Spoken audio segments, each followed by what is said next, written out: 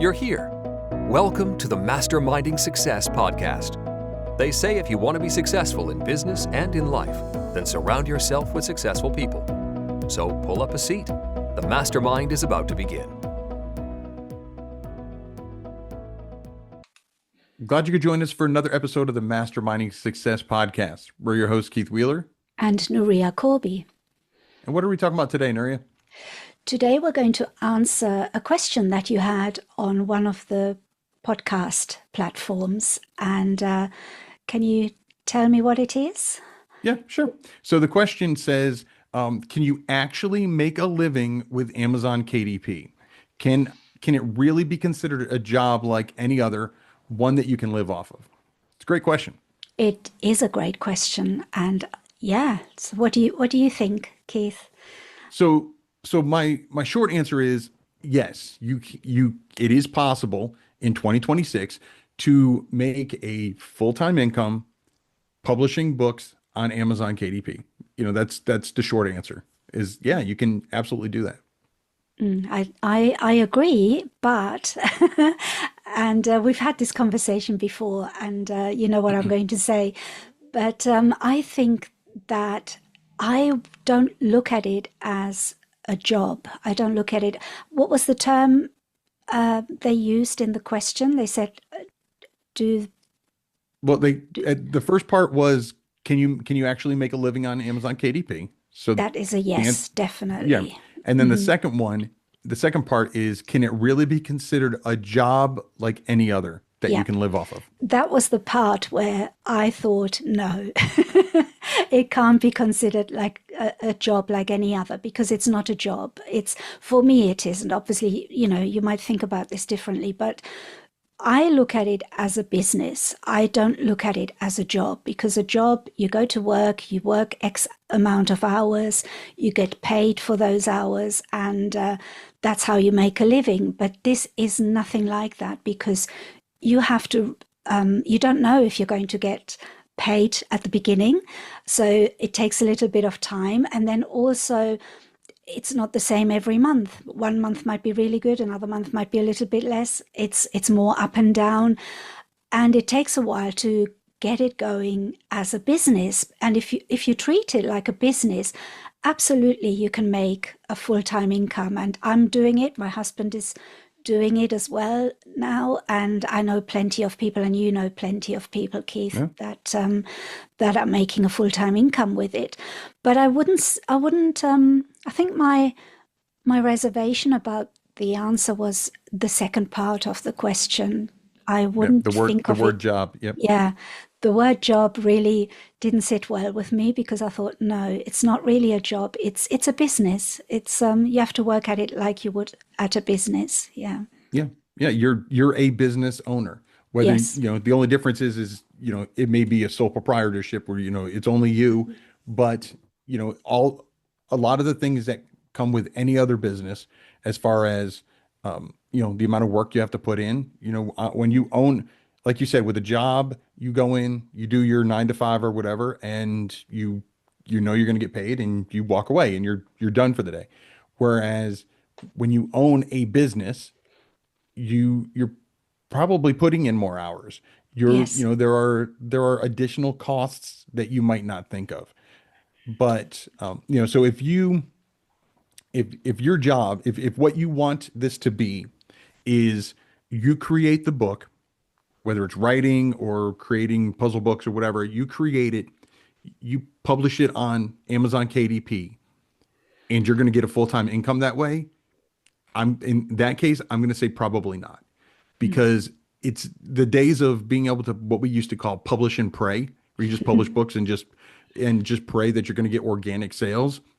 That worked back in like 2014, but nowadays in 2026, there's too much good competition out there. Yeah. For you to be able to do that, realistically speaking. Could you possibly be a unicorn and get lucky or find that one in a million niche where there's a lot of there's no competition but a lot of demand? Yes, that's possible. But realistically speaking, as a business, it's going to take more than just you creating the books and publishing them. You are going to have to market. You are going to have to promote. For long-term sales and to increase your chances of discoverability, I always suggest publishing wide, which means beyond more than just Amazon. Hmm. You know, that not everybody, there's people that ban Amazon. Yeah. You know, Amazon's a huge marketplace in a lot of countries, but in other countries, it's not the biggest. And so being in more places increases your chances of being discovered. But again, it's going to be more than just publishing it and putting it out there. Absolutely. And I think the reason I was being careful about how we're wording it is also because I don't like it when people make it sound easy. You know, when they say, Right. publish a notebook, put it on Amazon, and earn every month. And I think Right. that's putting it in very simple terms that probably give people the wrong expectations. Because I still see it. I still see people creating simple planners, simple journals. And I'm not saying they don't sell, but what I'm saying is they're harder to sell if you Right. don't pick a specific niche. You can't just call it My Planner and put it on Amazon and expect sales. That is the problem, I think. But I tell you what you could call it, and I'd be fine with that. You could call it a side hustle. That's the other thing people could do with that. Mm-hmm. You might be able to use it as a side hustle if you're not into marketing and into promoting your book, and you just want to try it and see. It can turn into a side hustle. Some people earn Yeah. a few $100s a month and they're happy with that, and that's fine. But if you want to create a full-time income, I mean, I started it and it took about, when did my husband join? He joined, it's now 3 2 years years. ago. Oh, wow, I Yeah. can't believe how the time has gone so quickly.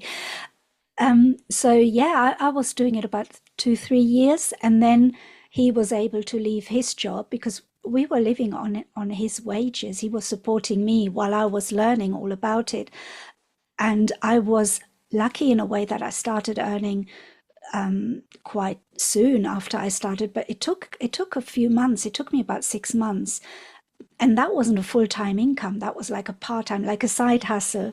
Right. So he still had to work. And then obviously we had a mortgage, and we thought you can't just give up your work. You have to have. So there's a lot of things in play in anybody who starts this business. It depends on your circumstances as well. How much time can you dedicate to Amazon KDP if you're still working and doing it as a side hustle? So there's all these different things. Or maybe you've got children and you can't spend so much time. I've got a lot of women in my groups that have small children, and they work at it sporadically whenever they can find the Right. time. So everybody has a different story, everybody has a different situation. So I would say, yes, you can definitely make a living from it.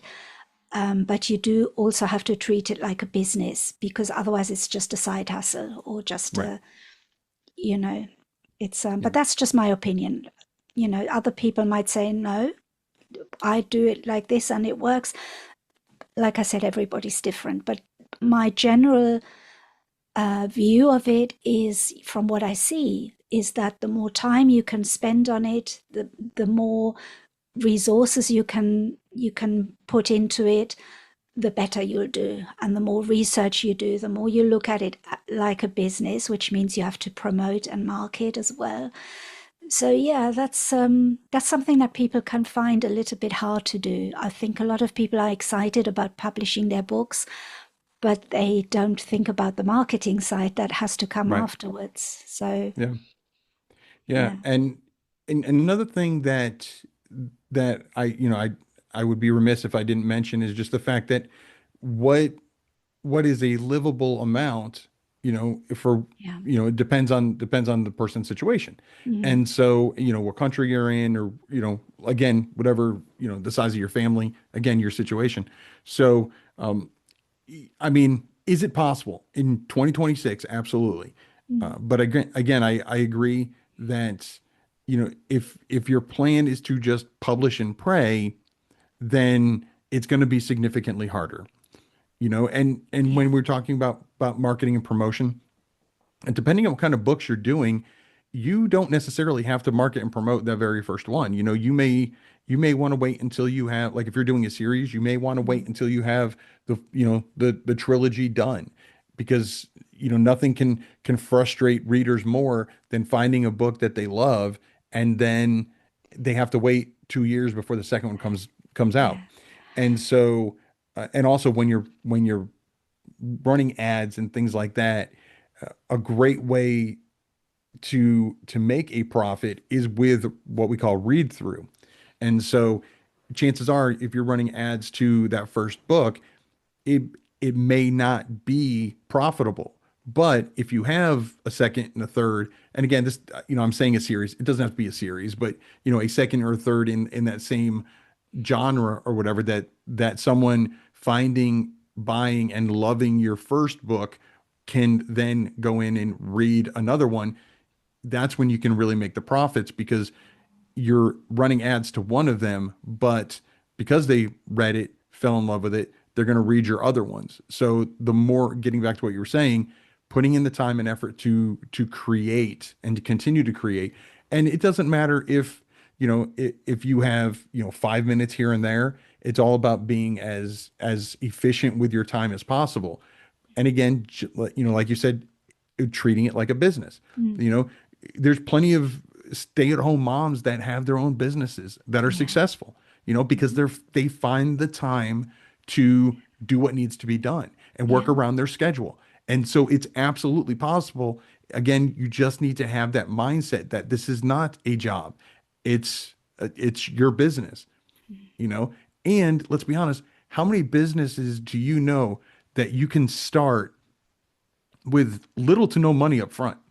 You know, whether you love Amazon or don't, Amazon KDP allows you to publish your book on their platform, be on their marketplaces with millions of paying customers, and they don't charge you. You Yeah. know, I mean, you can't really, I know there's people that complain all the time about the 60%, and we could do a whole episode on that, but I mean, how many businesses can you run, again, other than maybe, paying for an editor or paying for a book cover? You're, for all intents and purposes, very little money up front. Mm.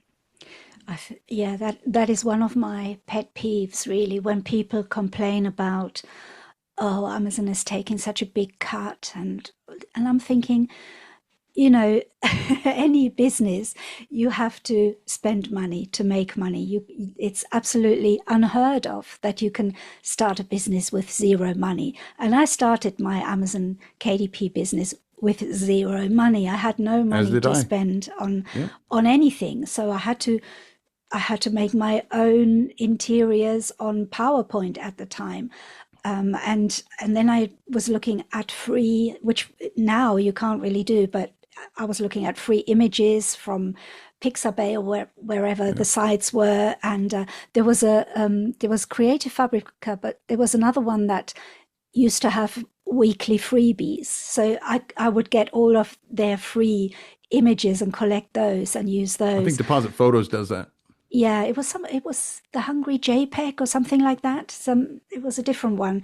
So yeah, I started, and I remember that the very first thing that I spent money on was tangent templates, and I still stand by that. If there's one thing you should buy for this business, it's tangent templates, and they don't have an affiliate program, so I'm honestly saying this Yeah. because I mean it. I think that really helped me quite a lot. Um, but yeah, the more you can invest in tools and the more you can invest in yourself, because what I did is I bought courses. Once I started earning a little bit of money, that's the thing I invested in, because I thought I need to learn how to do this quicker, or I need to do how to learn to do this better, all of those things. But I started with zero money, and that was only possible because Amazon doesn't charge us to list our books. The business I had before that, which was buying jewelry, costume jewelry from the Mhm. Far East, and selling it on my website and on eBay and on Amazon and on Etsy, because I was making my own jewelry when I first started. All of those sites, you have to pay to list your items. Right. And not only that, you then have to pay when you make a sale as well. So you have to buy your products, which could be thousands of pounds. In the case of the jewelry business, it was hundreds of pounds every month, because I had to bring in new collections all the time and have new stuff. And then I had to pay for whichever platform it was going on, which was eBay, Amazon, Etsy, and my own website. My own website was because I didn't want to pay for eBay and Amazon fees. And I didn't realize that my own website on its own doesn't get the customers. You have to have traffic to come to your website. So you have to pay. You have to pay for Google Ads, or you have to pay in some way to get traffic to your website. So it was so much money, and I was making very little at first. So I think here in the UK, I don't know if it's the same in the US and in other places, but I think it was something like 80% of small businesses fail in the first 3 years, something like that. I can't remember, but it was a huge number. And I can see why, because you have to invest so much money before you can even get started. And I was looking at lots of businesses to do where you could start with very little money. And one of them was blogging. That was how I first started with something else, because I didn't want to keep buying the jewelry and spend so much on inventory, and then having to run the websites and the platforms. And it was all a little bit, I thought there must be an easier way. And blogging was a way I found that you had a chance, but obviously blogging depends on ads. And so Amazon was like a revelation. I thought there's no way this is gonna be that good, and it was. It was so refreshing. So I find that, from all the businesses I've ever done, this is the least, was the most, how shall I call it? It's the cheapest way to run a business, because you can do it for free. And it's also the easiest in many other ways, because you don't even have to build your website. You don't have to build a landing page. It's all done for you. And all they do is they take the money that it costs them to print the book and cut for all the things that they are giving you. So obviously it's not free. You're not listing for free, because you are paying them. But if you don't sell anything, you haven't lost any money, because you only pay them when you start selling. So. And I mean, if you think about, like you said, like what you were saying, not just the traffic that they're bringing to your, that you have access to, but they're dealing with your customer service. Yes. They're dealing with the shipping, the printing, they're dealing with all that. And on numerous occasions, Amazon can drop the price of your book, which you don't really hear a lot of people talking about, but they can drop the price of your book for, whatever reason or amount of time they want to. So it's actually cheaper than what you listed it as, but you'll still get the royalties on your higher amount. Yeah. So Amazon's losing money just to promote your book more, and that's not because you're running ads to it. I honestly don't know sometimes what the reason why they're doing it. Because I've had books that, I haven't had a sale in a while on one of my pen names, and they'll drop the price on it, and I don't even know about it until maybe my, I'll get an email about it or something like that, where they'll be, thank you for lowering the price on your book. I'm like, I didn't, but okay, you're welcome. And so, like I've had a book that's one of my children's books that's $12.99, and now this is the print version. One time it was actually dropped down to, it was like $3 and something for the print version, which is cheaper than it costs to actually print it, because it was full color. So to print that book was like, I think $4.20. But I'm still getting the 60% for the paperback at the $12.99 price. Yeah. You know, Yeah. so I mean, what other business can you can you get away with something like that? Yeah. You know? I sometimes think about why do they do that? And I've kind of think maybe they printed off quite a lot of the books and then they're now trying to sell them. I Yeah. don't know. But There could be any reason. I've thought of that too, but then it's like, but it's print on demand. They Yes. should, you know, and you can, you know, you'll see if there's returns. So it's, you know, it's not like, you know, somebody ordered a whole bunch and then returned them and then they've got those. So No, but I think they do print some in bulk for because I've ordered my own book through Amazon Prime and it came the next day. And I mean, what I usually do is I don't bother with author copies or yeah, proof copies because I just, you know, I publish it and then I buy my own book. And it was when did I order it? It was like, you know, on a Monday and I had the book on the Tuesday. How does that happen? You know, so they must, I don't know, they must print them because they yeah, couldn't have a, it depends on, I know they have multiple printing offices, or locations throughout the world. So, I don't know. I mean, maybe yeah, there's one, you know, near the UK, but yeah, yeah, I mean, I guess it all comes down to getting back to the original question is whether you can make, you know, a full-time living doing this. Yeah, you absolutely can. And again, there's such minimal costs. I mean, both of us started our business with zero money down. And, you know, I mean, I did my own covers. I did, you know, my own interiors, you know, and I'm really big, especially back then, even written content. I was really big on doing getting things for free. So like I would talk to the local college and I'd, you know, chat up the English department and see if I can get someone to edit the book and in exchange for that I'll do an author visit or whatever. You know, so I was really good at being as frugal as I could. So again, no money out of pocket. So every dime I do make is pure profit. yeah, You know, and then again, you know, at some point start putting out running the ads and things like that. And that's when you start marketing and promoting your book, that's when you increase your chances of getting sales. And if you're getting organic sales, great. Why would you not want to market and promote it and get more people to your sales page to increase those sales? yeah. Yeah, I mean, you can still sell your books organically. You know, I didn't want people to think that that's not possible. It is possible. But if you're going to do that, or if you want that to happen, you do have to do your research before and Right, make sure that you're not just publishing a unicorn coloring book and right, then expect sales because that market is, you know, full of books that already have, you know, lots of reviews and lots of sales, and to right, compete against that is nearly impossible.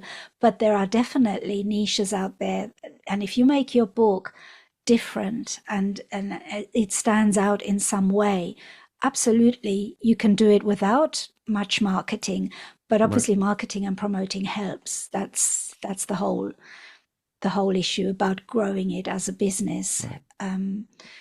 But Yeah. yeah, I think that's the only difference I would say in what the person asked. You know, is can you expect it to become like a job? Yes, yes and no. I mean, it's more of a business Right. than a job, but definitely. Right. And like I said, you and me both know lots of people who make a living out of this, Yeah. us And, included. So yeah, it yeah. is definitely possible. Yeah. And I think the biggest thing is if you want it to be a full-time income, then you want it to be consistent, right? You Yeah, want a consistent amount of money. And so that's when you really have to treat it like a business. You have to be consistent with it. And so, yeah, absolutely. The short answer is yes, you can absolutely make a full-time living. Like I said, I know many people that have quit their regular day jobs and do this full time. And I've even told family members to do it. Yeah. So, that doesn't happen very often, but I have told them, and they've still got their jobs, so they're trying to do it while they're still working. And, sometimes it's a little bit, it's quite scary to leave your job and then do this. So I wouldn't advise that. I would say try and do it. If you're going to start it in your free time, treat it as a side hustle, and then see if you can explore it, and it can become your full-time income. But I think that is the safest way to do it. Yeah. No, I agree. And we could do a whole episode on how to turn it into a full-time income, but or how to start it. But yeah, I agree. I mean, because you want to take it slow because you want to make sure you enjoy it. Who wants to exchange one 9 to 5 job that you don't like with another one that you don't like, that you're probably going to spend more time in? So yeah. So like that saying, I used to work 9 to 5. Now I'm my own boss. I work 24/7. But at least exactly. those 24/7 hours, I really enjoy them. So that's the difference, I think. Yep, I agree. Well, this has been another great mastermind, Nuria. Once again, a huge thank you to all our listeners and viewers who came to tag along. If you enjoyed today's mastermind, do us a favor and share it with someone else who you think would enjoy it too. Until next time, I'm Keith Wheeler. And I'm Nuria Corby. Have a good one. Bye-bye. Thanks for joining the Mastermind today. Be sure to follow the podcast on your platform of choice and tell a friend who would enjoy it too. Your support is greatly appreciated. This has been the Masterminding Success Podcast.